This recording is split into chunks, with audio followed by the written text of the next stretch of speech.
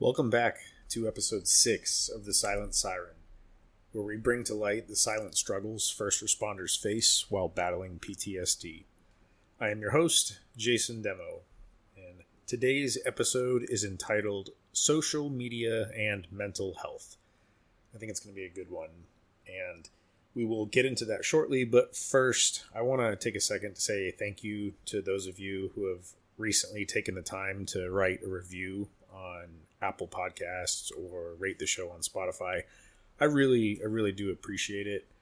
And if you've gotten something out of this podcast and haven't had a chance to rate it, it would mean a lot if you took the time to review the show on whatever platform you listen on.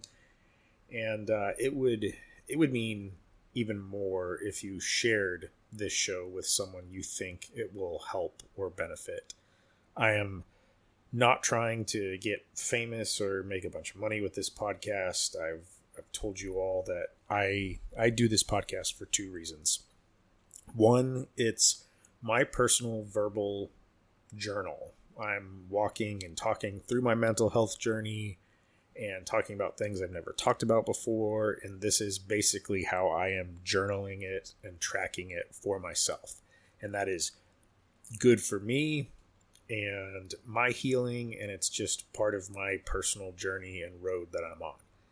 The second reason that's even more important to me is I genuinely hope that me sharing things on this podcast will somehow help and encourage other people. I've told you guys this before, but I feel alone in this journey, and I can often, if I'm being honest, feel embarrassed or ashamed of my mental health struggles. And I know what it's like to feel like nobody understands what you're going through and not wanting to talk about it or just being embarrassed about it.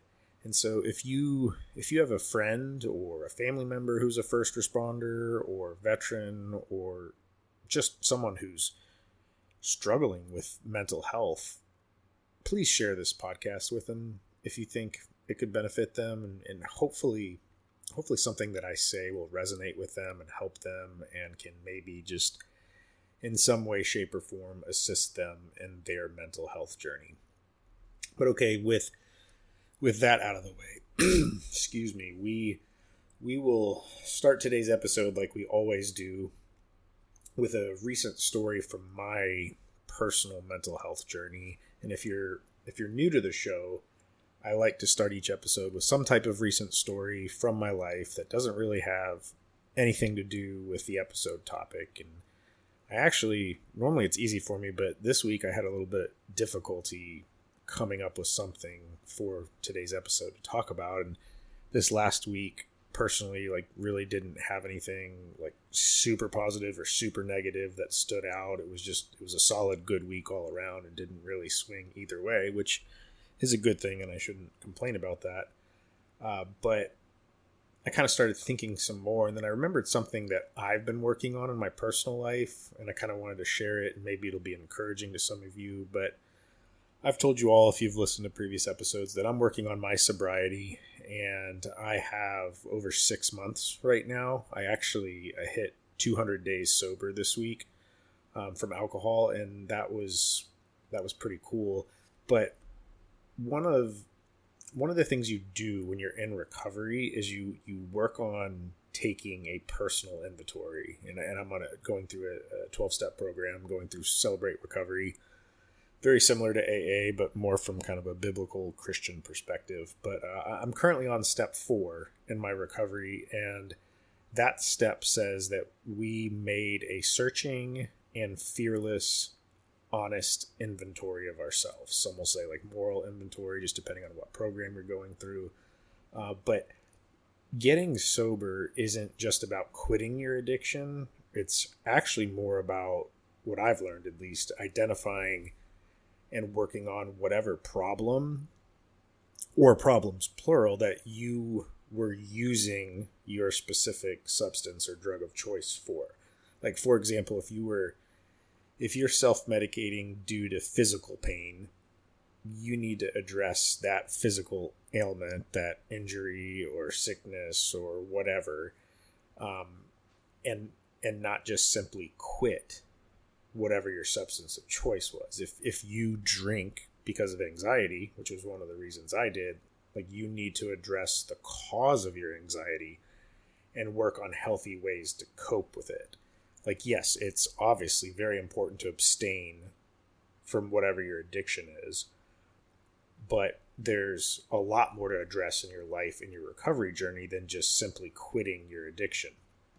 So my recovery journey has been full of introspection, and looking back to before I got sober, I can see now that I kind of had a tendency to be very judgmental of other people in certain, like, specific circumstances. Specifically, I would say, like, when I saw people doing behavior in public or acting a certain way in public that I deemed to be inappropriate. And one thing that I've learned, and I think going to a lot of recovery meetings over the last 6+ months has contributed to this. One thing I've learned is that everyone is going through something, and you typically have no idea what they're going through.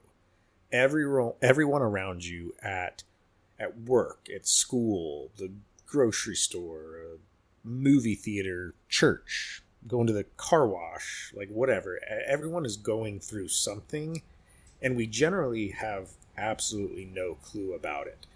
And a lot of people, their poor behavior can be attributed to, like, a bad day or a bad event in their life, or even like a streak of bad days or months or years, or you understand. And it's important to note, like, I think this is important to make this point as well, that bad circumstances in your life do not give you a license to behave poorly. I'm not saying that. We can often use our negative experiences in life to justify our poor behavior or make excuses for it. And just because you have something terrible happen in your life, like, bad things happen to people, that doesn't give you a get out of jail free card with your behavior. But what it does do is, what those bad experiences can do is they make some people's behavior understandable.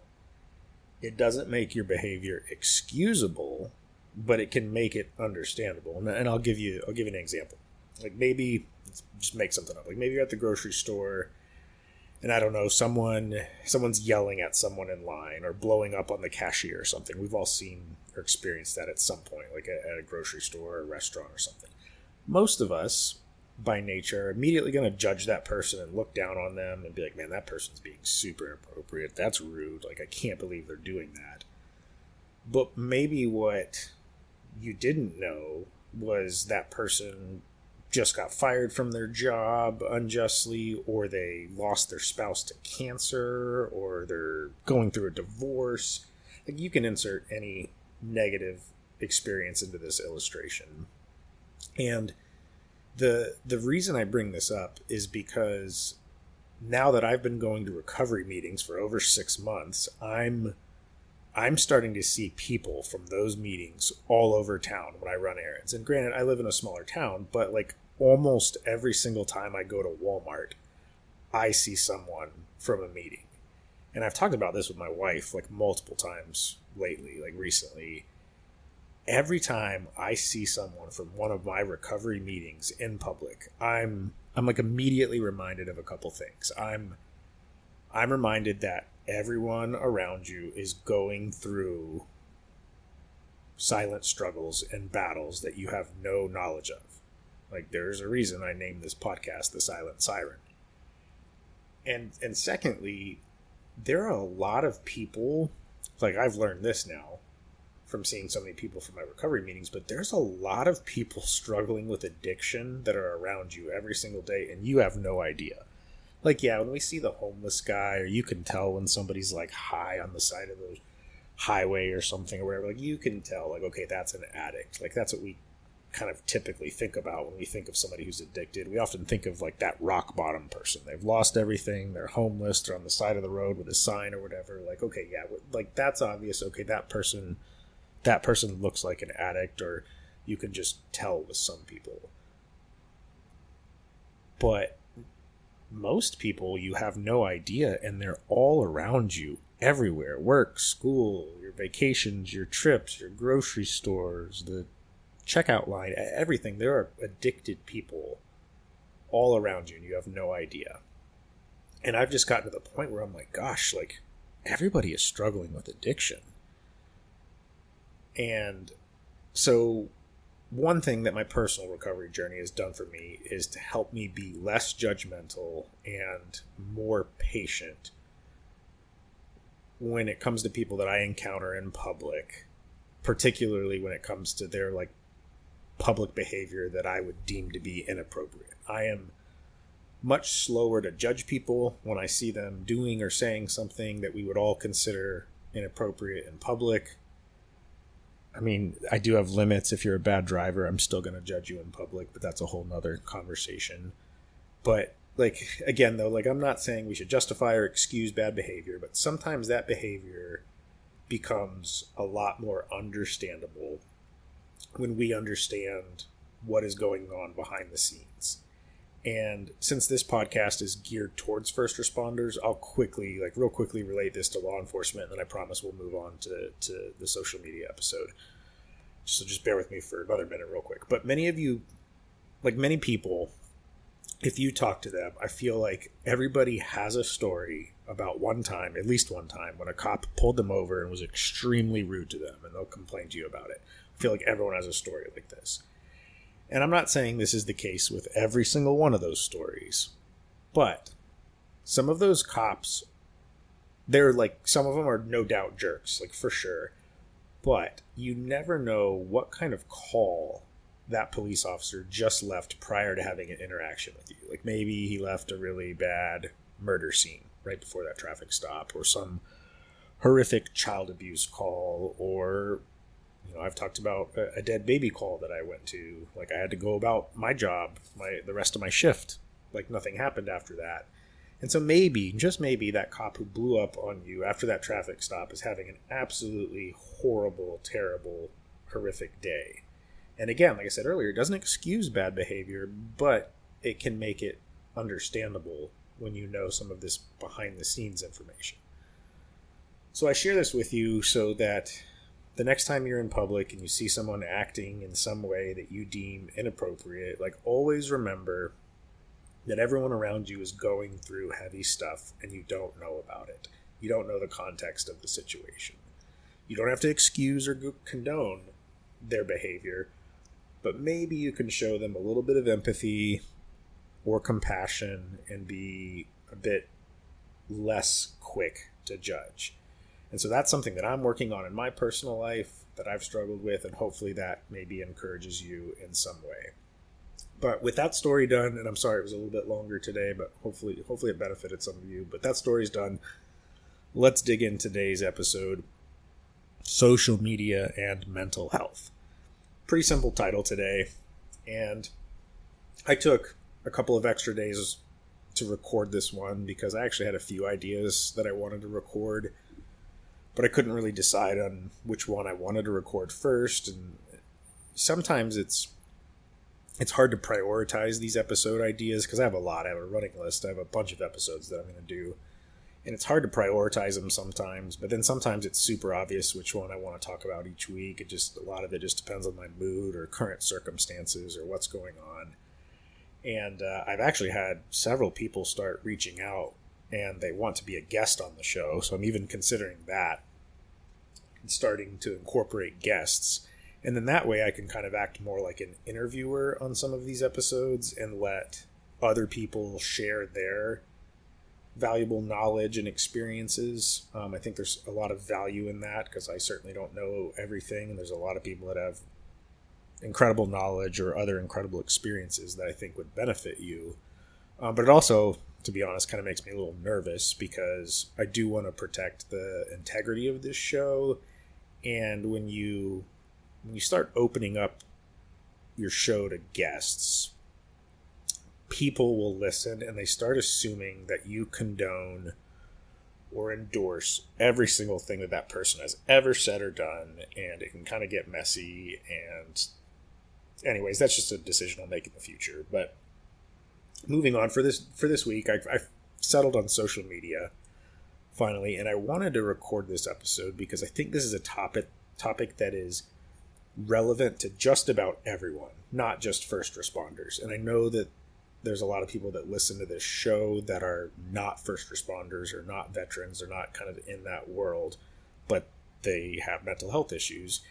And I want this podcast to be accessible and beneficial to anyone who may be struggling with their mental health, even though my background is a former first responder, specifically law enforcement, and that's kind of just my life experience. But I want everyone to be able to benefit from this. And I've said that many times on other episodes. But social media is such a large part of everyone's lives these days, like first responder or not. And now it's not just young people on social media. Like, we've all seen significantly older people spending time on these platforms, and it used to really be just kind of that young crowd, and that's what we talked about. Oh, it's the young people on social media. But I mean, I'm seeing a lot of people that are 50 years and older on social media. And I'm not saying it's a bad thing. I'm just saying that a lot of people, a broad group of people, are spending a significant time on social media. And so I just want to address social media and a few ways, definitely not a comprehensive list, but a few ways, just some ways it can impact us, particularly in relation to our mental health. And I know for a fact it's impacted me in a lot of ways, as I'm sure it's impacted many of you. But first, before I get into the few things I want to talk about, I want to share a few statistics about social media that I researched in preparation for this episode. And just a disclaimer, I got all these off the internet, and as we know, every single thing on the internet is 100% true. So keep that in mind. Over 5.24 billion, with a B, 5.24 billion users are on social media globally. That represents 63.9% of the world's population. So basically 64% of the entire Earth is on social media. Like, that is wild to me. I looked up social media ad spending. Social media ad spending is projected to reach $276 billion this year. Billion with a B again. And a significant portion of that ad spend is coming from China. Do with that information what you will. Most Americans, and this is a big one, this was kind of crazy. Most Americans who use social media spend at least 2 hours a day on it. Many Americans spend significantly more time than 2 hours a day on social media. And that got me thinking when I looked that up. So I did some math. 2 hours a day multiplied by 365 days per year comes out to 730 hours per year, which doesn't really sound like that much. Divide 730 hours by 24 hours, or 1 day, and that equates to 30 days per year. Or another way of thinking about that, 1 month out of the year is spent on social media. That is insane to me. And keep in mind, the statistic I said is that most Americans spend at least 2 hours. So I'm going on the low end. 2 hours a day of social media is literally 30 days per year spent on social media. And before I continue, the point of this episode is not to warn you that you're spending too much time on social media. Let's be honest, I think most of us can admit that we spend too much time on social media. Like, there's obviously exceptions to this, as there's some people who just really don't care about social media, or some people have more discipline than others, or they just don't spend much time on it. But I'd venture to guess that most of you listening you spend too much time on social media and you're aware of that. You don't need me to tell you that. That's not what this episode is going to be about. I share those statistics with you because I think it's important to realize that anything we choose to spend that much time on is bound to profoundly impact us in some way. Something that takes up 1/12, so a month, basically 30 days, 1/12, or over 8% of most Americans' year is guaranteed to affect you. Like, think about it. If you spend 2 hours a day in the gym, it's going to affect you. If you spend 2 hours a day reading books, it's going to affect you. If you spend 2 hours a day golfing or playing video games or watching movies or whatever, spending that much time, 1/12 of your entire year, 1/12 of your life, 8% of your life, is going to impact you negatively or positively in some way. It's impossible for it not to. So I want to talk about social media because it's such a big part of our lives, like it or not. I want to talk about a few ways that it can impact your mental health, and I think that this is a discussion that is necessary for most of us. The first way that I want to talk about that social media can impact your mental health is due to the amount of negative content we consume, the amount of negative content. There are a lot of, I'll admit, there's a lot of great things on the internet. I've been educated and entertained by countless things on the internet. I have learned so much because of the internet, and I've been brought great joy by entertainment I've seen online, but we all know there's also some disturbing and harmful and negative content on social media. I think we all understand that there obviously are bad things on the internet. I'm not giving you some groundbreaking piece of information here, but here's like an illustration about the negative things on social media that kind of might, I hope, offer a perspective that you haven't considered much, if at all. But for me personally, I quit watching the news many years ago. I will occasionally watch it for something, but it's very rare. I'm not tuning into the news every night, that is for sure. And I will never forget back when I was a rookie cop in 2006, almost 20 years ago, I was on scene at a call, and the news arrived, like they normally do. And I remember they received a briefing from our public information officer. He shared all the details of what happened, the crime, the incident, all that. All the reporters there were taking notes or whatever. And that was kind of the first time I'd experienced that, the news being around and then actually being there on the scene, listening to the public information officer talk to them and them interview him. And so I went home after my shift and I was curious and I watched that news story, and I forget what station it was, it doesn't matter, but I watched it just because I was curious, because I had been on scene for it and I had heard everything and I knew the information. And what was reported was completely different than the information that was given to the media. And the story had been, I don't even remember all the details of it, but I just remember it had been completely sensationalized and made to sound way more interesting than it actually was. And so that's when I completely lost faith in the mainstream media, 2 decades ago. And I knew the media was fake news long before Trump called it fake news. And I think a lot of us did as well. I like to joke that I was born in the 1900s, and when I was growing up in the 80s and 90s, I vividly remember watching the news, with my parents or whatever, family, we watched the news to learn what was actually going on. And I'm not saying that everything was 100% truthful back then, but it was filled with way less propaganda and lies. And I feel like the news just typically reported stories at face value back then. And I don't remember the media being so blatantly biased.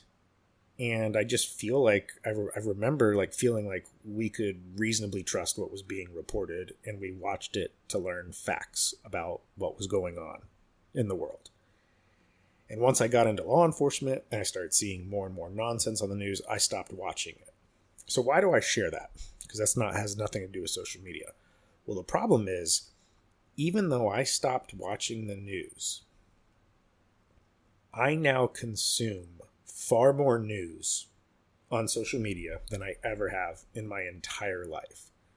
We don't have to watch the news anymore because every single newsworthy story is fed to us in our algorithms on social media. And quite frankly, we see all kinds of headlines that we really shouldn't even be newsworthy, but they are. And you can think of all kinds of stupid examples. But if it's remotely significant news, we're going to see it on social media. We might not see the entire story. We might not watch a whole video about it or like the entire breakdown or read a whole article about it. But we're going to consume the headline at the very least. And on top of that, another thing that I think is important, we now have immediate access to non-local news. And what I mean by that is, like, years ago, we had no idea what was going on in other states or even like other cities that was near us because we only watched our local news or the national news.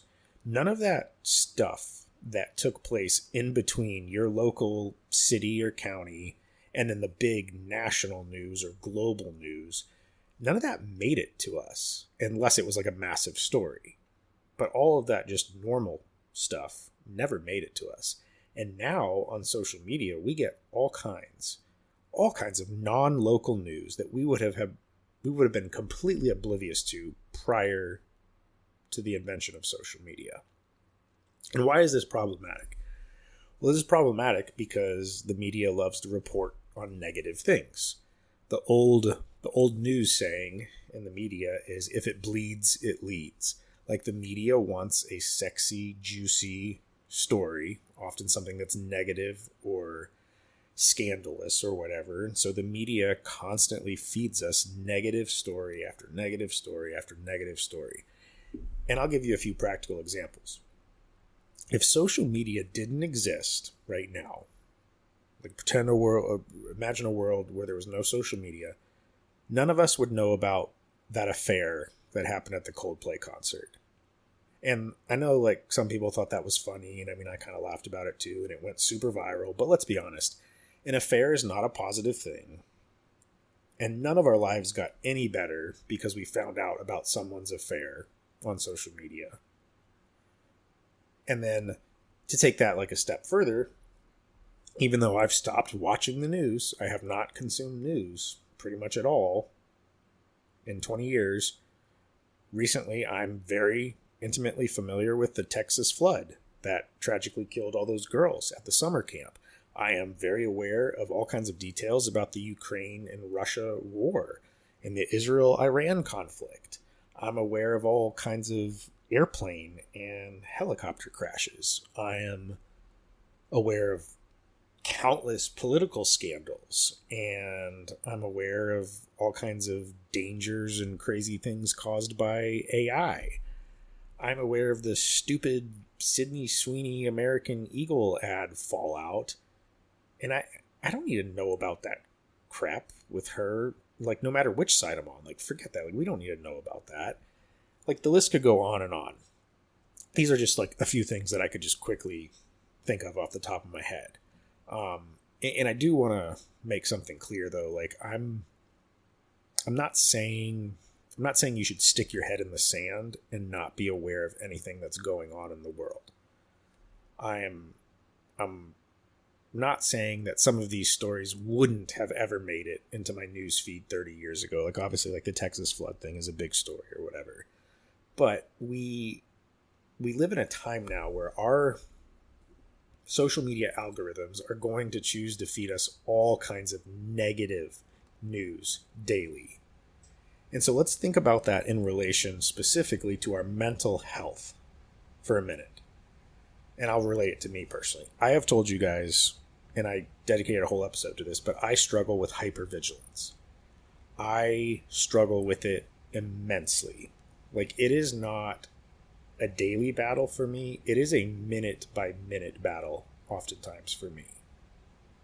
So let me ask you this. Do you think it's good for me to regularly consume content about natural disasters and constant violent crime stories and riots and protests and stories about tragic accidents and tragedies, stories about first responders dying in the line of duty, war zone news, and celebrities that are sick and dying or divorcing or whatever. Like, the list goes on and on.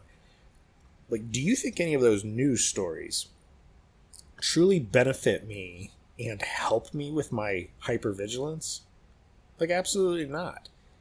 Do you think that they give me all kinds of things? They feed me all kinds of things that can spike my anxiety and throw gasoline on the fire of my hypervigilance? 100%. Like, 100% they do. So that's one of the first ways that social media can negatively impact our mental health. We are constantly fed negative and sad and tragic, awful, scandalous news that does us no good to see or consume or even be aware of it. And we see all of that even if we refuse to watch the news. Like, that's what's wild about it. The second way, and I'm going to talk about 3 things, and so this episode might get a little bit long, but I think this is important for us to discuss. But the second way social media can impact our mental health is the comparison game that it causes us to play. And I talked a lot about not comparing our trauma in the last episode. And social media, when I take a step back and look at it, it really tempts us to compare every single aspect of our lives with other people. And it's not just comparing it to our friends, but comparing it to, like, comparing our lives to all kinds of strangers' lives. Like, when I was growing up, like in the 90s and 80s and 90s and early 2000s, like, I was really only able to compare my life to what I saw, like, my neighbors or the kids at school or whatever. Like, now we have instant access to, like, pretty much everybody on the planet.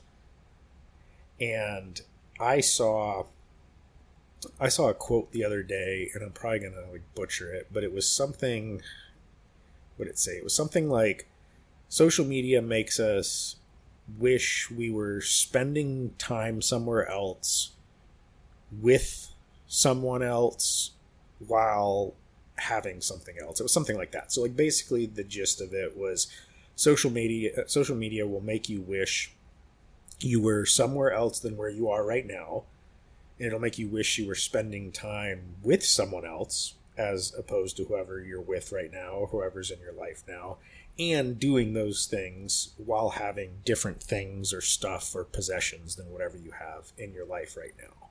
So a bigger house, a fancier car, nicer clothes, more expensive possessions, whatever. And I'm going to expand on that more in a minute. But I want to pull up my social media. Hang on. Let's try a little experiment here.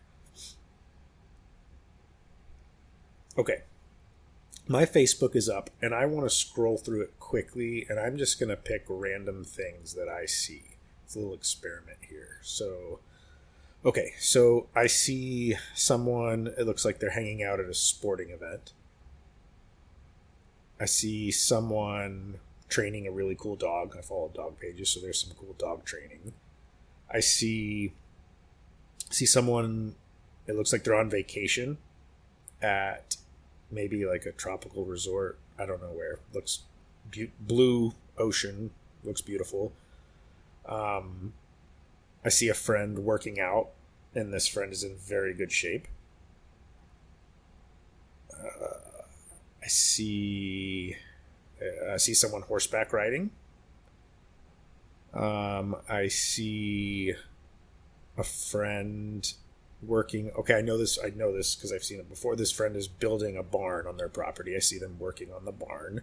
They're building it themselves by themselves, which is pretty cool. I see someone training at a gun range or like a firearms course. That's pretty popular in my feed. So somebody's shooting. There's a friend that's pregnant. that's not the focus of the post, but I see that she's pregnant, obviously. There's a good one. Someone's holding, okay, that's quad tube. So somebody's holding like a $40,000 night vision unit. Okay, I'll stop. I didn't say like every single thing I saw, but I just rattled off some random things that stood out to me with like a very brief scroll. But let's stop doing that. Okay, so that obviously was not like an all-day comprehensive audit of social media. That wasn't even like a 5-minute audit. That was very, very, very, very fast. Okay, I want to try to remember. Okay, what did I say? What did I say first? Someone was a sports event, right? Yeah, someone was at a sports event or vacation or something like that. Like, okay, let's take that for example. I'm sitting here recording a podcast in my basement. It sounds a lot more fun to me, if I'm being honest. Like, I would love to be at a sporting event right now, or I would absolutely love to be on vacation in a tropical paradise, instead of sitting here recording an episode about my poor mental health. What else did I mention? I mentioned someone that was in shape, right? Yeah, so somebody's in shape, or working out or whatever I said. Like, that's a good example. So there are, if you scroll through social media, there are always going to be people who are in better shape than you are. And I know personally I can be tempted to compare my appearance to others and what I see on social media. Speaking of appearance, I mentioned a friend that was pregnant. That's a really good one for me. And I know there's people out there that are going to be able to relate to this, but my wife and I can't get pregnant. We tried to have kids and we couldn't. I will never have a biological child. That's just a fact. And to be clear, I'm not saying that seeing a pregnant friend is a bad thing. That's definitely, obviously, absolutely something that should be celebrated. And that photo didn't bother me, to be clear. I'm just using it as an example. But do you see how even something innocent like that, just a friend who's pregnant, can negatively impact your mental health? I can't, like, what else? Well, I can't remember. It doesn't matter. I can't remember everything I said I saw when I was scrolling, but like, do you see my point of how quickly social media can spiral you out of control into the trap of the comparison game? Like, you can immediately start comparing your life to everyone else's life around you, and that is a very, very slippery slope when it comes to your mental health. And I'll give you like a silly example that relates to me personally. So like, I love firearms. They are a big part of my life, and I've made a living because of the firearms industry for a while now. And I personally like collecting guns. I'm not going to tell you how many I have, but it's enough to be on a government watch list for sure. Like, I have dozens. And because I'm on social media and I work in marketing in the firearms industry, I see guns all day. It's fed to me in my feed all day. And I'll be honest, I'm often like, man, I really want that gun. Ooh, that one looks awesome. I don't need it. And if I'm being honest, I should be extremely thankful for the large collection of guns that I already have. But I'm always tempted to get one more.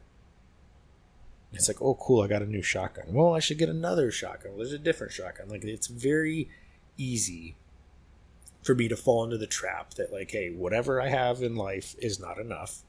And I'm sure you can relate to that. That, hey, whatever you have in your life isn't enough because you see all these other people with other things on social media. So that's the second way that I feel like social media can really impact your health. It makes you desire what other people have and compare yourself to what other people have instead of focusing on and being thankful and grateful for what you already have in your life. The last thing I want to talk about, and I've said this for years, and so have many other people. I've heard a lot of people talk about this, but you have to understand when you are on social media, you are just seeing the highlight reels of everyone's lives around you. And I think this is probably the most important point. You are seeing everyone's greatest hits, if you will, on social media. You are seeing a carefully curated glimpse into someone's life. And if we're being honest, it often isn't even remotely realistic. And sometimes, as we know, it's downright false. It's lies. People fake stuff and lie all the time on social media. Nobody is out there posting about all the terrible stuff in their life. Well, I guess some people complain or talk about bad stuff, but you get it, the point. Like, we can agree most people don't talk about that stuff.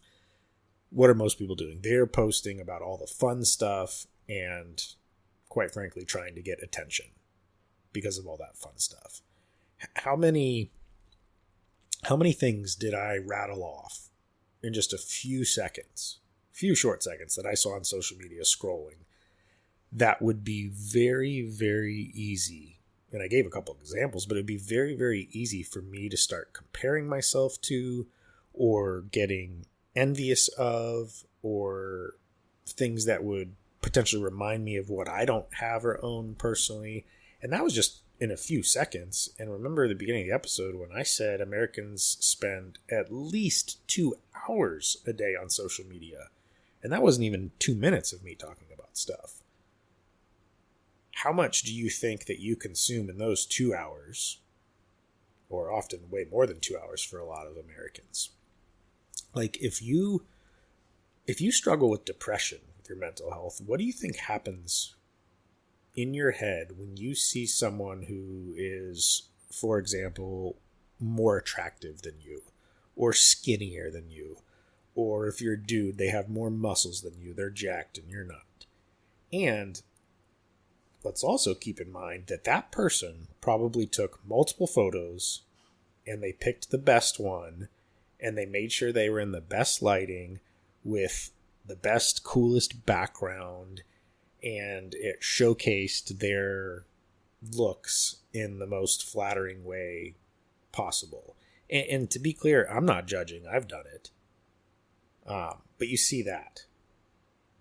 Somebody that just has a really, really good body or whatever. And then you scroll down a little bit further, and what do you see? You see that brand new house that someone just bought. And then you're reminded, oh yeah, I live in an apartment.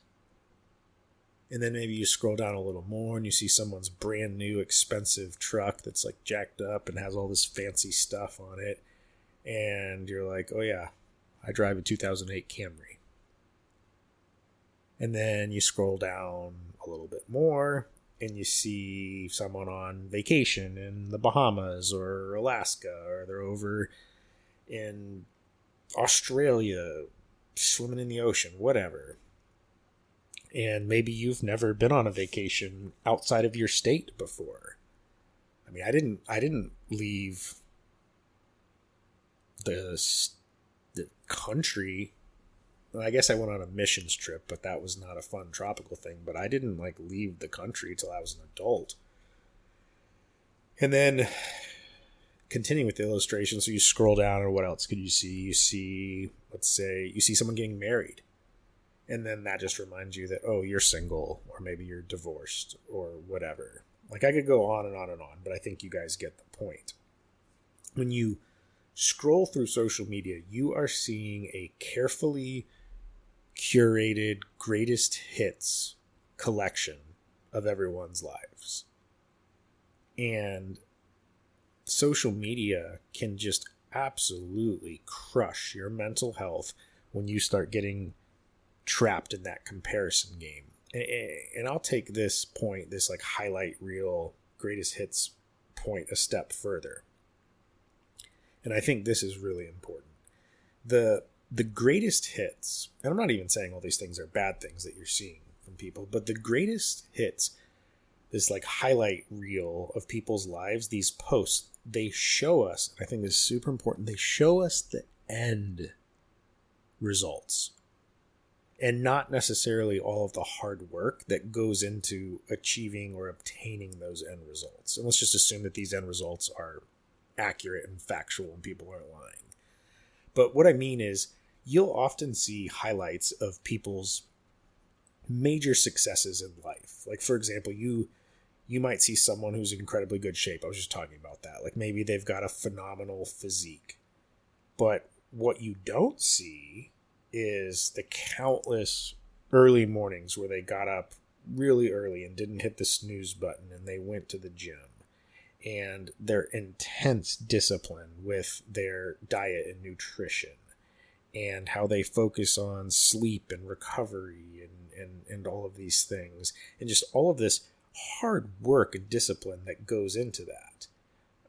And on top of that, I'll take it even further, you don't see all the difficult days that they still chose to show up. Like the days when that person didn't want to go to the gym, or the days when that person just wanted to sit on the couch and eat fried chicken and cake all day. But they chose to go to the gym and they chose to eat their beef and broccoli and rice or whatever. You don't see the days when that person was full of self-doubt and maybe they have really poor mental health and body dysmorphia or whatever. You don't necessarily see what that person's starting physique was 6 months ago or 6 years ago, and don't realize that, hey, they've been lifting and training and dieting and exhibiting this discipline for years and years and years. Or here's another example. Maybe you see someone who's successful in business, like they're successful professionally. Maybe you're seeing a friend who's an entrepreneur or somebody who owns a successful company or business or whatever. And maybe it's a friend that you haven't seen in a while. It's a friend from high school or somebody you haven't seen in years, or a friend from college or whatever. But you just see, the point I'm making, you just see their success on the screen, but you don't see or know about the years of hard work. Like maybe that friend is 45 years old and they've been working for, 20, 25 years. Maybe they've had a handful of failed businesses under their belt that you don't know about. You don't see those long days, late nights, and weekends that were worked, and things that they sacrificed, family time or different things, or missing out on different fun or activities because they were working. Maybe you see a friend who just became a doctor. That's a good example. Like you're seeing somebody that they've got their first job as a doctor in a hospital or whatever. You're certainly not seeing all those arduous years of med school that it took to get there, and residency and all that, whatever, like all those different things. You're just seeing the end result of, cool, they're a doctor. Like, I think you can get the point I'm making. But we've talked about social media being this like highlight reel of people's lives, but I think it goes even further when it's the highlight reels of things that often took a tremendous amount of hard work and discipline to achieve and get where that person is at. And it's oftentimes filled with like extreme adversity and constant failure, insane amount of stress and self-doubt and worry and anxiety and just so on and so forth. And so what I think this does for our mental health, and this is especially popular with younger people these days, is I think it causes people to want the final result without all the hard work. And I think you can be tempted to feel like you want or even deserve something, but you haven't put in the effort yet. Like we live in a culture that craves instant success, and people want a magic pill that gets them in shape instead of putting in the extremely hard work and all the discipline it takes and the dieting and all that stuff that it requires to get in shape. Or maybe you have been putting in a ton of work in whatever you're trying to achieve. Maybe you've been working like crazy on your fitness, or you've been trying to start and run a company for a decade, or you've just been working hard to accomplish a very specific goal in your life and you're just not where you want to be. Maybe you're not as physically fit as you want to be, or your business isn't where you thought it would be 10 years ago when you started it. And now you're sitting here scrolling on your phone at night on social media, comparing yourself to all kinds of other people's lives and their successes. And it can really mess with your mind and your mental health and make you wish that you had something that you don't have. And I feel like I could just go on and talk about this stuff for a long time when it relates to social media. But I feel like we need to wrap this up. It's already longer than I like these episodes to go. So my advice is simple this week, and I'm not going to tell you to spend less time on social media. Like I said earlier, chances are that you already spend 1/12 of your life, 1 month out of a year of your life on social media, and you already know that you should spend less time on it. You don't need me to lecture you on that. And I'm also not going to tell you that because I don't want to be a hypocrite. I spend a lot of time on social media. Now, a lot of it is for work, but I can definitely use that as a crutch or an excuse because I definitely spend time on social media when I don't need to be on it for work, and I need to spend less time on it. But I'm not going to tell you to spend less time on social media on it because I don't want to be a hypocrite. But what I am going to do is I'm going to try to encourage you. I want you to try this week to strive to be more aware of what you are consuming on social media.